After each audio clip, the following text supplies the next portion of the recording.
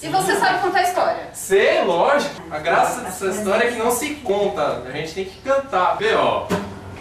Tinha uma cigarra que vivia a cantar, que é a história dela que nós vamos cantar.